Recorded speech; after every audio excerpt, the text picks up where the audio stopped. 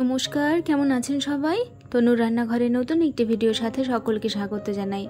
আজ আমি দেখাবো ইলিশ মাছের মাথা দিয়ে চাল কুমড়োর ঘন্ট। তো প্রথমে আমি 600 গ্রাম চাল কুমড়ো নিয়ে নিয়েছি, একটা কচি রেখে সেটাকে আমি খুব সুন্দর করে আলুর মতো করে ঝুরি ঝুরি করে কেটে বেছে ধুয়ে নিয়ে নিয়েছি। এখানে খুব সামান্য মশলা লাগবে, আমি দেখিয়ে দিই। ফোড়নের জন্য দেবো আমি 2টো কাঁচা লঙ্কা, হাফ চামচ কালো জিরে, একটা তেজপাতা। আর এখানে নিয়ে নিয়েছি 1 চামচ ধনে গুঁড়ো, 1 চামচ জিরে গুঁড়ো আর 1 চামচ হলুদ গুঁড়ো, আর সাথে নিয়ে নিয়েছি স্বাদ অনুযায়ী কাঁচা লঙ্কা আর আদার পেস্ট। খুবই সামান্য 2 চামচ মতন নিয়েছি। তো আমি এখানে 2টো ইলিশ মাছ ব্যবহার করছি, ইলিশ মাছের মাথা, সেই জন্য খুব ভালো করে সেগুলোকে পরিষ্কার করে ধুয়ে এখানে আমি মাথাটাকে ভেজে নেব। সেই জন্য প্রথমে নুন আর হলুদ মাখিয়ে নিচ্ছি খুব ভালো করে। তো কে কে এইভাবে চাল কুমড়োর ঘন্ট খেয়েছেন আর ইলিশ মাছের মাথা দিয়ে খেয়েছেন অবশ্যই জানাতে ভুলবেন না। চাল কুমড়োর ঘন্টই কিন্তু বেশি মশলা দেওয়ার প্রয়োজন হয় না, বেশি মশলা দিলে ভালো লাগে না। আপনারা একবার হলেও এইভাবে ট্রাই করবেন, আশা করি ভালো লাগে।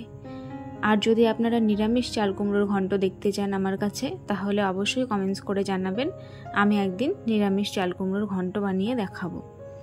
তো এবারে আমি বেশ খানিকটা তেল দিয়ে দিয়েছি, তারপরে তেলটা গরম হওয়ার পরে মাথাগুলোকে দিয়ে দিলাম। কিছুক্ষণ ভাজা হবার পরে আমি মাথাগুলোকে একটু ভেঙে ভেঙে দিচ্ছি, তাতে ভাজাটাও ভালো হবে আর ঘন্টতে যখন দেব তখন কিন্তু সুবিধা হবে। সেই জন্য আমি ভেঙে ভেঙেই ভেজে নিচ্ছি। আপনারা দেখতে থাকুন, আশা করি খুব ভালো লাগবে। কে কোথা থেকে ভিডিওগুলো দেখছেন অবশ্যই আমাকে জানাতে ভুলবেন না।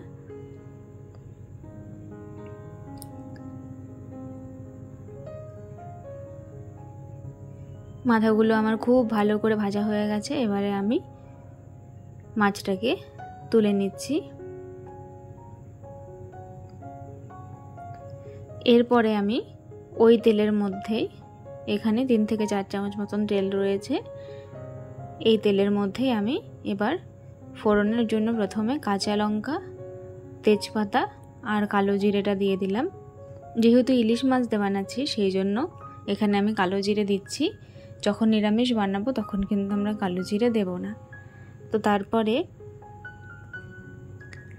এখানে আমি চাল কুমড়োটাকে দিয়ে দিলাম। কুমড়োতে জল অ্যাড করার প্রয়োজন হয় না, কারণ কুমড়ো থেকে প্রচুর জল ছাড়ে, আর কুমড়োর ঘন্ট বা লাউ ঘন্ট হতে কিন্তু অনেক সময় লাগে।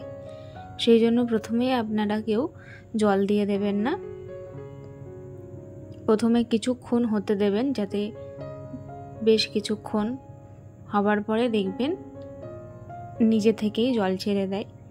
তো আমি এখানে চাল কুমড়োটা দেবার পরে 1 চামচ মতন লবণ দিয়ে দিলাম, এটা কিন্তু খুব ভালোভাবে মজে যাবে।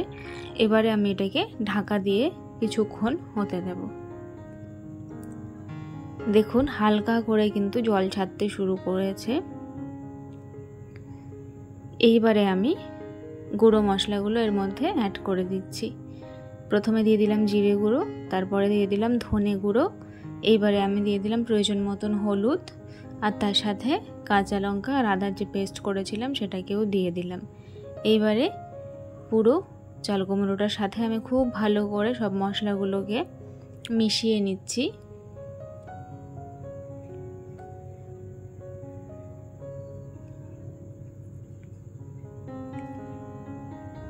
মিশিয়ে নেবার পরে আমি আবার কিছুক্ষণের জন্য এটাকে ঢাকা দিয়ে হতে দেব।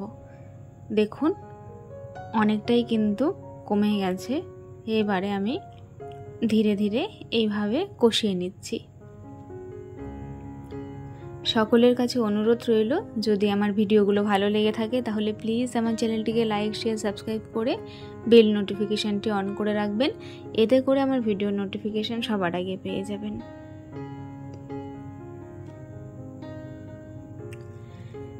তো এই সময় আমি মাছের মাথাগুলোকে চাল কুমড়োটার মধ্যে দিয়ে দিয়েছি।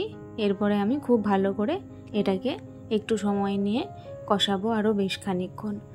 তো চাল কুমড়ো যেহেতু ঘন্ট হবে, তো চাল কুমড়োটা একটু ঝরঝরে টাইপের হয়েছে, সেই জন্য সেটাকে মাখা মাখা করবার জন্য আমি 1 চামচ মতন চালের আটা সামান্য একটু জলের সাথে গুলিয়ে নিয়েছিলাম, সেটাকে এর মধ্যে অ্যাড করে দিলাম।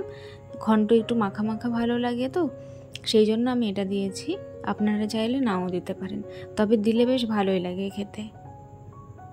তো এই সময় আমি এর মধ্যে চাল কুমড়োটা হালকা একটু টক টক ভাব থাকে, সেই জন্য কিন্তু এর মধ্যে আমি স্বাদটাকে ব্যালেন্স করার জন্য সামান্য একটু হাফ চামচ মতন এর মধ্যে চিনি অ্যাড করে দিলাম, তাতে কিন্তু খেতে সুন্দর লাগবে। চিনি অ্যাড করে দেওয়ার পরে আমি আবার একটুখানি নুন দিয়ে দিলাম। আমার নুনটা একটু কম হয়েছিল, প্রথমে আমি 1 চামচ দিয়েছিলাম, এবারে আমি হাফ চামচ দিলাম, টোটাল আমি 1.5 চামচ নুন দিয়ে দিলাম। তো এটা আমার একদম রেডি হয়ে গেছে। অবশ্যই আপনাদের মতামত জানাবেন আজকের রেসিপিটা কেমন লাগলো। দেখুন আমি এবারে বাটিতে তুলে নিচ্ছি। আশা করি আপনাদের ভালো লেগেছে। আজ তবে চলি, দেখা হবে আরেকদিন আরেকটি ভিডিওর সাথে।